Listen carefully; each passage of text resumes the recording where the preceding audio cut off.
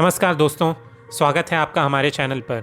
आज हम आपको लेकर चलेंगे भारत के सबसे अनोखे और खूबसूरत राज्य अरुणाचल प्रदेश की ऐतिहासिक यात्रा पर। क्या आप जानते हैं कि इस राज्य का इतिहास न केवल पुरातन काल की गहराइयों में है, बल्कि यह आधुनिक भारत के निर्माण में भी महत्वपूर्ण भूमिका निभाता है। तो चलिए शुरू करते हैं इस ऐतिहासिक और रोमांचक सफर को। अरुणाचल प्रदेश का इतिहास हजारों साल पुराना है।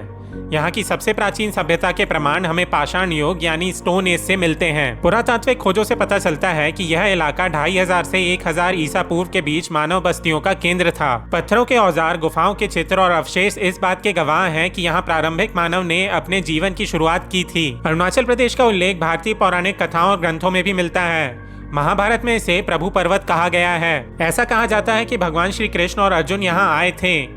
यह स्थल न केवल धार्मिक बल्कि सांस्कृतिक दृष्टि से भी काफी महत्वपूर्ण है। 7वीं शताब्दी में तिब्बत से बौद्ध धर्म का प्रभाव यहाँ पहुंचा। इस क्षेत्र में बौद्ध धर्म के अनुयायियों ने अपनी परंपरा और आस्था को मजबूती से स्थापित किया। तवांग मठ, जो 17वीं शताब्दी में बनाया गया, भारत का सबसे बड़ा और विश्व का दूसरा सबसे बड़ा बौद्ध मठ है। यह मठ न केवल धार्मिक आस्था का केंद्र है, बल्कि ऐतिहासिक दृष्टि से भी अहम है। 1683 में तवांग ने 6वें दलाई लामा सांग्याल ग्यात्सो का जन्म देखा। यह घटना तिब्बती बौद्ध इतिहास और अरुणाचल के आपसी संबंधों को दर्शाती है। अरुणाचल प्रदेश के अधिकांश आदिवासी समुदाय डोनी पोलो धर्म का पालन करते हैं। यह धर्म सूर्य, डोनी और चंद्रमा पोलो की पूजा पर आधारित है। प्रकृति के तत्वों को सम्मान देने वाली यह परंपरा यहाँ के जनजातीय समाज का मुख्य आधार है। आदिवासियों की मान्यता है कि प्रकृति के साथ सामंजस्य बनाए रखने से ही जीवन संतुलित और सुखद हो सकता है। डोनी पोलो धर्म आदिवासी जीवन शैली और उनकी सांस्कृतिक धरोहर का प्रतीक है। अरुणाचल प्रदेश का क्षेत्र मध्यकाल में विभिन्न जनजातियों द्वारा शासित था। इनमें मिश्मी, आदि, नाशी और आपातानी जनजातियां प्रमुख थीं। 19वीं शताब्दी में ब्रिटिश शासन के दौरान यह क्षेत्र रणनीतिक रूप से महत्वपूर्ण बन गया। 1914 में अंग्रेजों ने इसे नॉर्थ ईस्ट फ्रंटियर ट्रैक्ट के रूप में स्थापित किया। इसका मुख्य उद्देश्य चीन और तिब्बत के साथ सीमा विवादों को नियंत्रित करना था। 1947 में भारत की आजादी के बाद अरुणाचल प्रदेश को नॉर्थ ईस्ट फ्रंटियर एजेंसी के रूप में जाना गया। इसे असम राज्य के प्रशासन के तहत रखा गया,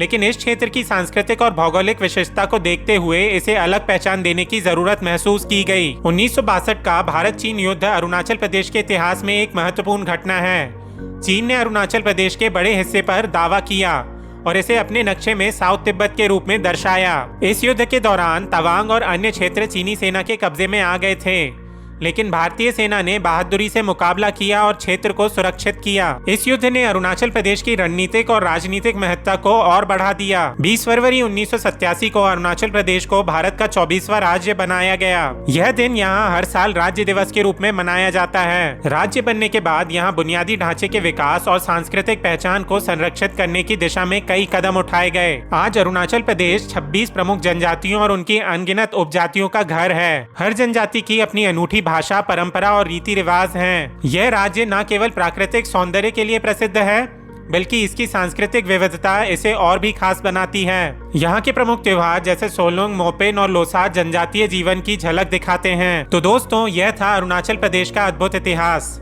यह केवल एक राज्य नहीं, बल्कि हमारी संस्कृति, परंपरा और धरोहर का जीता जागता प्रमाण है। अगर आपको ये वीडियो पसंद आया हो तो इसे लाइक करें, अपने दोस्तों के साथ शेयर करें और चैनल को सब्सक्राइब करना ना भूलें। फिर मिलते हैं दोस्तों। Thank you for watching.